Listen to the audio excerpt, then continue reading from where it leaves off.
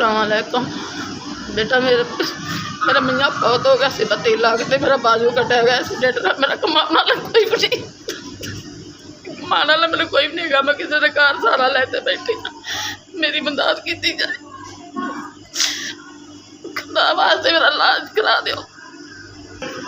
मैं बीमार रही हाँ, करदी मरीज हैगी हाँ, मेरा इलाज कराने वाला कोई भी नहीं है। मियाँ मेरा बहुत हो गया, 30 साल हो गए उन्होंने बहुत होए, औलाद मेरी कोई नहीं हैगी। मैं मिहनत नहीं, मैं मंजूरी नहीं कर सकती, मेरा बाजू नहीं है कि उदो बाजू है तो मैं लोगों के घर से रोटी खा लेंदी सा। जिगर दी मरीज हाँ, दवाइयां तो मैं मजबूर हैगी हाँ। शुगर भी गए, मैनू देना मेरी कोई भी नहीं है। भैन भरा भी माड़े ने, कोई किसी की मदद नहीं करता।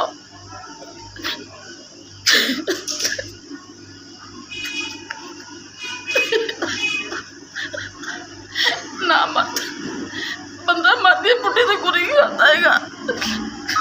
अल्लाह दुआ कर रही मेरी मदद करो, अल्लाह ताला तुहानू बहुता देवे, अल्लाह की देवे। पुत्तर तुसीं मैनू 5000 मदद की गए, अल्लाह तुहानू सलामत रखे। मैनू दवाइयां वास्ते पैसे दिते गए ने, अल्लाह पुत्तर तुहानू खुश रखे, अल्लाह तुहानू सलामत रखे। तुहानू अल्लाह खुशियां बहावे, अल्लाह तुहानू सलामत रखे, खुशियां वेंदे रहो, तरक्कियां कामयाबियां करो पुत्तर। मजदूरों का आसरा बन पुत्र, गरीबों का आसरा बने, अल्लाह तुहानू तरक्कियां कामयाब करे पुत्र। 100 साल जिंदगी करे अल्लाह, अल्लाह तुहानू रिज़्क देंदा रहे तो पुत्र वंडदे ही रहो। 5000 दे ते मदद की, अल्लाह तुहाडा भला करे।